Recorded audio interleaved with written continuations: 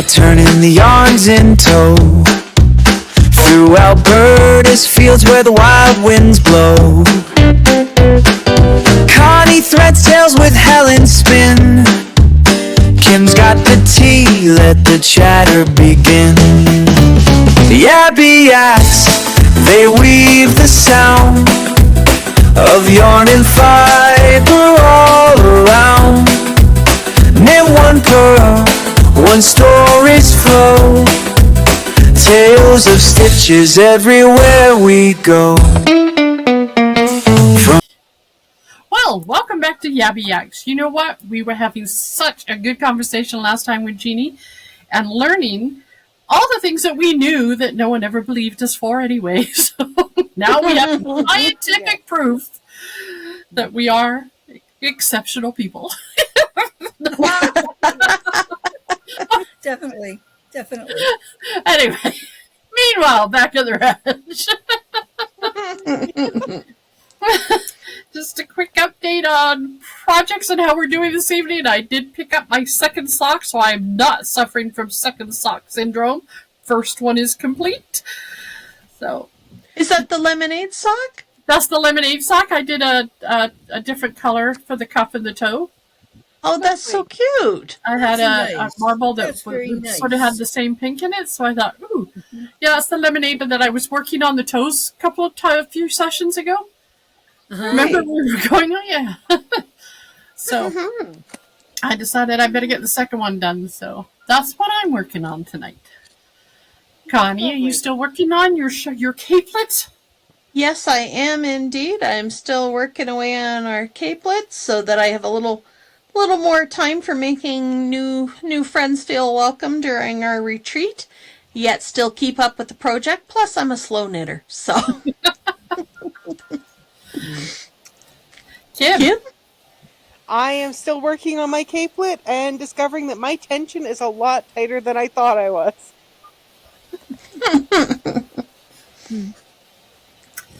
So what do you do to fix that one? As she files those synapses and makes them work. I may have to go back up a needle size, but for right now, I'm just going to carry on, I think. And of course, we have Jeannie still with us. She's going to continue with her fascinating conversation on fiber arts and not just the mental benefits, which of course there are lots are, but just how much they're recognizing the benefits of our overall health and crafting. And, not just health, but social and emotional support as well. So, and we had sort of talked briefly in the break about how cultural makes a difference. And you know what? It is very true that it is one of those crafts that sort of spans many cultures and many generations. And it's really nice to be able to pick it up and to see younger people coming in with some new ideas and some new techniques. And so it's always expanding, and it's lovely to keep going. So it is. I mean, you look at our group, Helen, we're 3 generations. Yeah. Absolutely. 3 generations and 3 different backgrounds on how we got started. So. Yes. No. So Jeannie, we were talking, I think we sort of left off at the stress levels or dealing with stress or. Yeah, we were talking about, let me just flip back here. And we were talking about stress levels, and we were talking about the problem solving, the parts of the brain that, let me go back to this because this part is to me very exciting. Anyway, so we were talking about the parts of the brain that kind of lit up. I like my ding, ding, ding, ding thing, but the parts of the brain that light up when people are doing fiber arts were really not just for mood repair, but there are so many other things that are helping us with problem solving, are helping us with developing or using that part of the brain that transfers into other areas of our lives. And this is what's really important, because anything that we're doing in this, like what you're doing right now, the skills you're developing or the skills you're using rather, because you're masters probably by now. But what you're doing, those are transferable skills. Those are transferable things that occur in the brain that benefit you in other areas of your life, all areas of your life. So if the problem solving part of your brain is going ding, ding, ding and lighting up when you're doing fiber arts, guess what? It's going to light up again when you might even while you're doing it go, wait a minute. And you just get an answer to something that you had put on the back burner and you weren't even thinking about it for a while. You're going to have that problem solving ability heightened because of what you're doing with your fiber arts. So that's one of the things we talked about, building new neural pathways. So we're getting the brain, we're getting the synapses and the neurons, we're getting everything firing in different areas. Again, we're getting a payoff that's not just in terms of fiber arts, but in other areas of our lives. I think that's fantastic stuff. And we talked a little bit, we did talk about stress reduction, and I think you guys all knew that anyway. Yes. I guarantee you all know that. It's a way to distract. It's a way to divert your attention. It's a way to escape. And we all need to do that. We all need to find some way to escape. Some of us it's reading, some of it's writing and journaling, some of it's whatever. Any creative thing that you can do will help you escape and get away from whatever it is you need to get away from until you can come back refreshed. I was going to say, when I know if I'm extremely overwhelmed and I can't knit, that's my gauge on that I've gone too far. Exactly. I need to recharge. I need to come back, because even to not be able to knit is like I can't do 2 stitches and I've screwed it up. Yeah, exactly. So it's a good. So you're saying that it's a good gauge of where you're at, and then where you need to get to. So that's a really valuable tool to have, isn't it? I think it's fantastic. Well, and for myself, I have actually utilized it while I'm taking a course at work, because I find that if I'm keeping my hands busy, it allows me to mentally focus better on what's going on. Because we talked about how the focus part of the brain lights up, right? Yes. So you just proved it again. See, this is all, you knew this, we all knew this, we just needed a bunch of scientists to say, oh, you're correct. Mm-hmm. That's how it works, right? But we all know this stuff, but you just proved it. So you can focus better on the meeting at work. You can get the information and comprehend and process it because you're doing this. Yes, because especially if I'm just doing a straight knitting, I don't really even have to look at the project. Yeah. But it's so soothing too. It's a soothing activity.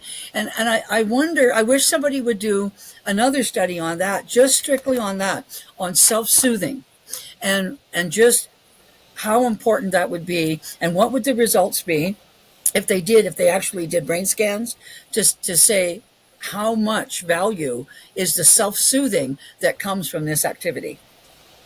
Because I think that's going to be very important, because when we're calmed down, everything else is easier. Absolutely everything else is easier when we're calm. And this, I think, it'd be a really good study for somebody to do. Not me. Too old for that, but somebody needs to do a study specifically in that regard. And I would put it, I would probably, if it were me and I was going to do it, I'd do it with people on the autism spectrum, because they get overstimulated. And I would focus on that. So there you go. Take it, that suggestion, run with it, people. Okay? People on the autism spectrum, how does it self-soothe? The rest of this is going to be a little different slant. I will talk briefly we did talk about the neural pathways and why it's important, why that is particularly important, because when we're working with people with brain injury, whether it's a traumatic brain injury from a blunt force trauma, or they got thrown out of a car or whatever, or it's a brain injury from lack of oxygen, anoxia, or a stroke, this is all really important, that this activity will build new neural pathways. Really, really important, because if we can light up different parts of the brain, we're going to give that person back a bigger chunk of his or her life. So this is this is no small stuff what we're talking about tonight. Well, what we were talking about. I want to go to the fun part of this now, okay? Because I want to talk about the fond memories, and this is going to be more of a reminiscing, because this is what I would do as a lead-in to a fiber arts group. And I thought it'd be fun for us to play like this right now. I hope you're okay with this. If you have, and I shared one of mine with Granny, but I would like, if you're okay with it, if you would please share a memory about like a knitted crib blanket or a crocheted doily or a handmade apron or embroidered pillowcases or a handmade dress or a special quilt, something that was made in any form of fiber arts. Okay, so what's knitted, crocheted, embroidery, just fabric, just sewing, quilting, and tell me about it, or tell the rest of us about it and why it's so special. And you decide who's going to start. It'll be emotional. I guarantee you that. It's going to be emotional. It's going to be beautiful because we all have a beautiful memory. All right, I'll start. Okay. I was the first one in our family to get married. And when I got married, I was presented with a tablecloth that my mom had embroidered, and my nan, her mom, had either tatted or crocheted the edging on, had beautiful lace edging on it. And it was ironically, the embroidery was in the colors of my wedding, which was of berries and greens and blacks. Like the girls were in a berry color. And it was just really interesting that it happened. And we never used it because to me it was too precious, and we had kids and we had dogs, and we just didn't want it ruined. Just after my mom, my daughter got married before my mom passed, but just after she passed, I passed it on to my daughter. And, because she and my mom were very close. And so it was really nice to be able to go, this is something that your nan made and your great nan made as well. So this has now become a family heirloom, hopefully. And so That's beautiful. And so she also had a dog at the time, and it didn't get used, but it will now. So, but isn't that beautiful? So all those memories and all the love that went into that piece of work. Yeah. And you can't buy that. You can't buy that anywhere on the planet. You're not going to be able to buy that. No. You think about another one. Well, who's going to go next? Who wants to go next? Kim or Connie? I can. So Okay. I've actually got two. I have one related to quilting. So when I first started quilting, I was always very concerned about my corners and where my corners cut off on my quilts. And I have an aunt who has unfortunately since passed away, but she was a beautiful quilter. She had quilted for decades. And I was visiting her one day, and she took me into a room and she said, okay, I want you to see this quilt. And it was a quilt made out of all triangles, and almost every point on her quilt was cut off in the seam. And she said, when I give someone a quilt, it's a handmade object that I've made with love for them. So when they are wrapped in that, they are wrapped in my love. If they want something perfect, they can go to Sears and buy it. If they want something that's made with love, they can have one of my quilts. Oh, that's so beautiful. That's beautiful.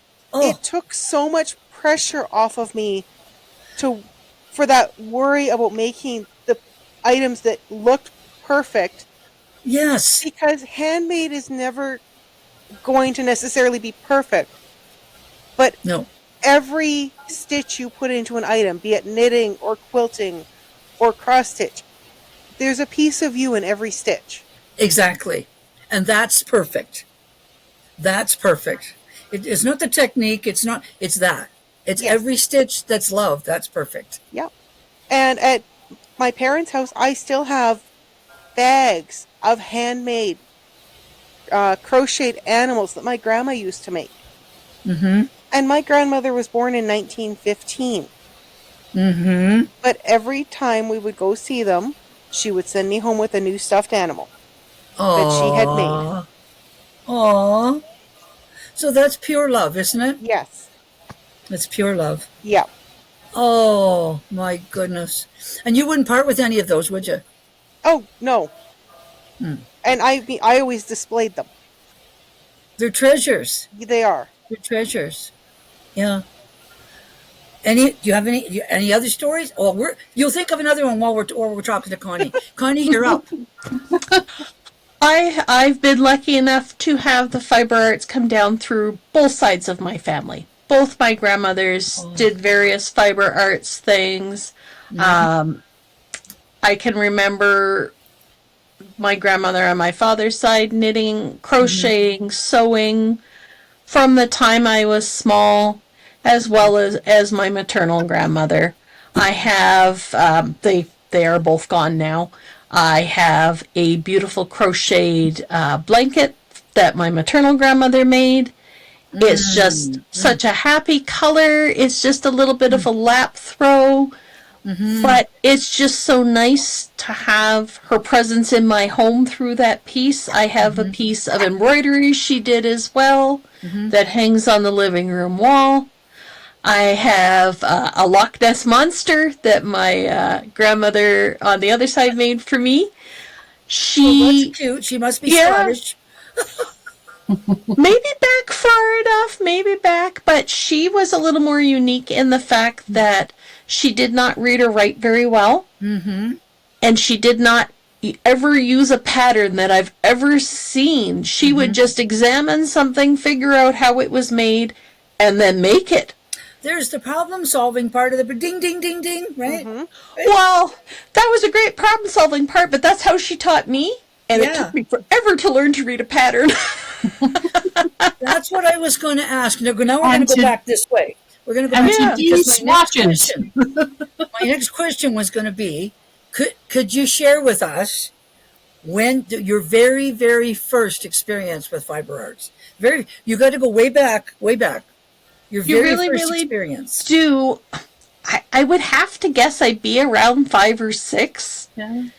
And my grandmother trying to teach me to crochet and knit. And we've talked about it in another episode where, I've picked it up and put it down many times over the years until it really finally stuck this time. And now I can't really imagine not doing these crafts. Right. Now, how did you feel about it when you were sitting there with her? She was trying to work with you and trying to teach you this. Just because it's all emotional. It's all emotional. Yeah, right? I mean, you're little. You look back now, and you kind of think, man, I wished I picked it up a little better back then. I spent a lot of time doing the loops over the little tubes and making the long little tubes and making hot pads and Barbie doll dresses and stuff. Yeah. But it's a skill that I'm always going to have from my grandmothers that I can keep passing down. And there you go. Okay. Kim, your very first time. Very first... you little fairy girl here. You got a little voice like a little fairy. My first time doing fiber arts really wasn't until junior high school. It was part of my home economics class. Oh. Because my mom doesn't knit or crochet. It was never a hobby she picked up. Right. Whereas her mother, my grandmother on that side, would crochet beautifully, knit beautifully. She would get blue ribbons in fairs for her crochet work. But it was never a hobby that my mom ever picked up as a hobby she maintained. So it wasn't something that I was around a lot. My grandparents lived in the next province, so we didn't see them on a regular basis more than once or twice a year. So for me, I didn't have the childhood memories of learning the fiber arts. Right. And when I did finally because I picked it up and put it down several times, and then about 20 years ago, I guess, I drugged Connie to a yarn shop and said I wanted to pick up knitting and crocheting again. Mm-hmm. And I found a knitting group through Ravelry. Uh-huh. And the ladies there helped me actually develop my techniques and figure out what I was doing. Yeah. And, I mean, one of my dearest friends I met through that group is going to be 87 this year. Wow. Wow. So good for developing friendships. And it must be a wonderful feeling the first time you complete something. Yes. Like that. I did it. Yes. Wow. And that's nice. So this lady's going to be 87. So Yes. you've already obviously spent some time together, and maybe she showed you a few things, and maybe you've shared techniques and She things taught like me that. how to spin. Really? Yes. Yeah. I know who you're talking about. That's Penny. Yep. Oh, wow. It's her Oh. fault we all sat down behind the spinning wheels. I escaped. Wow.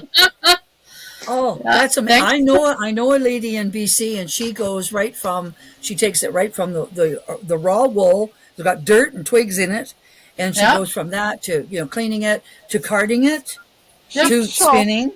She's awesome, and then she's a master weaver. But she started out as just one of our kind, like she was another recreation therapist. Okay, so memories. Oh, did we talk to Helen about her memories of the what? first one?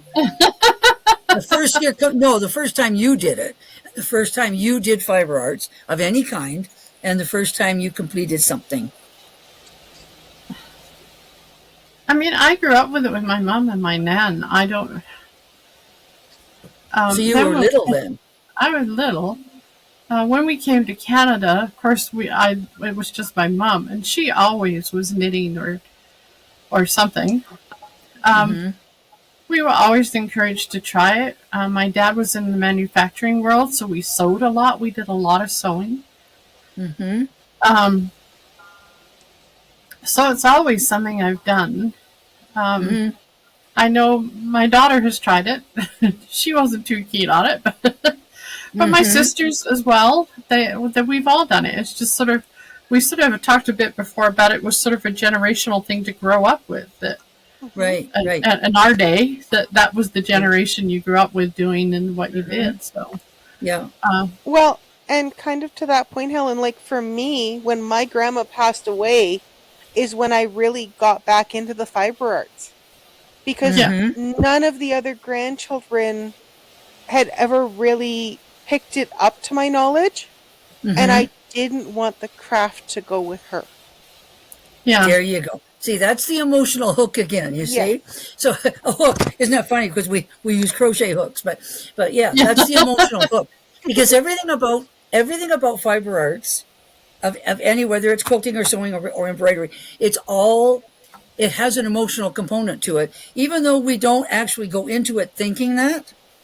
But there's always a reason. There's a reason, or there's a person. There's somebody that you looked up to, or there's somebody that you liked, or you thought, gee, I wish I could do something like that. There's always somebody. It's connected to a somebody, or an emotion, or feeling, or and I'm looking back to Connie. It's like sometimes it's just the time you get to spend with grandma, or granny, as I call my granny with granny. It's just. It doesn't really matter if you're doing a good job and doing a great technique, but it's, wow, I get special one-to-one time with my granny or my grandma, and I get all this time and attention and love, and then that will carry us through. And that emotional hook is usually what gets us. Mind you, I was a very spoiled grandchild. I am the first grandchild and the Me first too. granddaughter on both sides of the family. Yeah, me too. I was spoiled. Granny spoiled me. I was allowed to use she had a pole that came from Scotland in her bedroom, because she didn't even have running water. She had no indoor plumbing. But I was allowed to use her fancy schmancy pole that looked like a throne, because I was the firstborn grandchild. So that's a big deal. When you don't have to go to the outhouse, that's a really big deal. Really, really, really big deal. Well, and my mom also has knitted in the past. She's looking forward to picking it up again. She'll be coming out to Alberta later in the year to live. Mm-hmm. And then I look forward to, it's one of those things, you know, I don't have a daughter of my own, but my son's fiance has some interest in the fiber arts. We just have to find the right one for her. Wonderful. And then now I have a 7-year-old granddaughter, and I'm looking forward to hopefully sharing some kind of those skills with her. Isn't that I wonderful? recently made my first sweater. Yeah. Wow. And she said to me, Grandma, what you making? A sweater. For me? Oh. So guess what Grandma's making next? Exactly. Because there's that continuation, that beautiful continuation of emotion, that emotional connection all the way down. You see how I'm doing the yarn rolling down the road? Yep. You caught that, eh? Yeah. You caught Well, that. and I mean, as I do that and she sees me create that, I'm hoping that she'll be interested enough to want to try. Exactly. Yeah. And pass that down. Exactly. Yeah. So it's it's interesting tradition. how It's love. attached. It's interesting how attached people get to something that has been made for them. I knew someone who had a sweater that his mom had made for him when he was 7. And he was now in his 30s and it was falling apart. And he asked me to repair it for him. Yes. And it was wool and some of it was moth damage. So it was like, okay, I will do the best I can. And of course he couldn't wear it, but it was just the fact he wanted to preserving it. Yeah. Exactly. That's what I was getting at with all of this. That's where this conversation was going. It's just that it's about the well, I'm going to tell you what my closing remark was, and we're going to jump to that, is that fiber arts are love made visible. Yeah. And that's pretty much, that's the truth of it all, because there's going to be a connection, whether it's a teacher, whether it's a remembrance of grandma or granny or somebody, or a neighbor lady down the road, or somebody made this for me.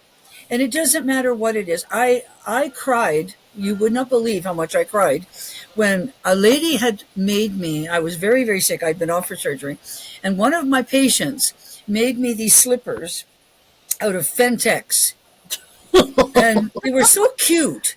And she gave them to me when I first came back to work. And she goes, I know I'm late. You probably should have used those, when you were recuperating. And it was against the rules. So I had to go get special permission to take a gift from somebody. And I wore those suckers for 30 years. And then finally, they literally wore through. And I didn't think you could wear through Fentex. Because that stuff, you know what it feels like, right? But I had to get rid of them. I had to throw them out. But that was so special. And my husband would look in the car. He'd go, "Why are you keeping these? Get rid of them." And I go, "No, they're special. She made them for me." It's very, very special because that, again, is love made visible. That's what fiber arts is about. It's love made visible. And I can't think of a better way to put it. Because there's always an attachment. There's always something there. And even if it's brand new to somebody and you're just teaching them, like you, Connie, if you're just teaching your daughter-in-law, it's going to be, the love connection is going to be there between you and her forever and forever and forever, plus a day, because of that connection, because of what you did, sharing fiber arts with her. You see this? Do you see this beautiful bond? Indeed. It's connected. It's always connected. It is. Besides which, it's magical. Anyway, we're going to get one and pull them together. I have flapped my little lips so much. I think I'm just about done.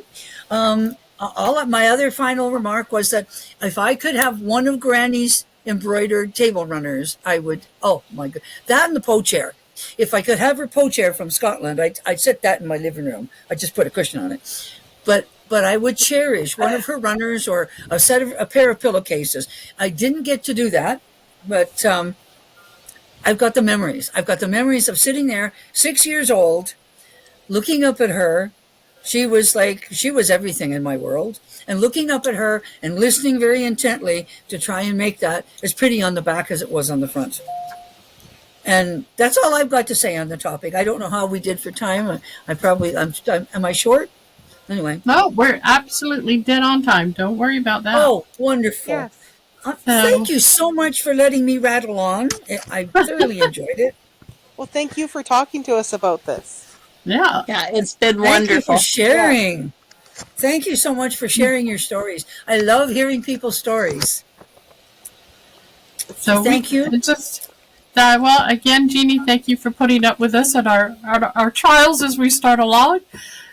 We've just been absolutely blessed by the podcast. We've had people sharing and liking and whatever, subscribing from almost the first hour we put the first one out. So isn't that wonderful? and we just do nothing but this. We sit around, we knit, we have fun, we chat, and we just thought, well, we have some guests coming up, so you are our first official guest. So thank you. I'm honored. Wow. And okay, I'm sure we'll talk your ears off. I'm sure we'll have you back again. It was wonderful. Thank you so much. I just love meeting you all. Well, you I know already. Helen's my regular. She saves my sanity once a week. But I'm so glad to meet you two, Connie and Kim. It was a pleasure to meet you and hear your stories. And thank you ever so much. All right. Thank you. All right. So, wow. What a couple of sessions we have. Good Thank you all. Don't forget to like, subscribe, and put your comments down. Again, if you have questions for Jeannie, put them down there. We'll get them to her and get your responses for you. So once again, thank you. Happy crafting. Bye. Night, everyone. Bye. Yabby yaks, they weave the sound of yawning fire.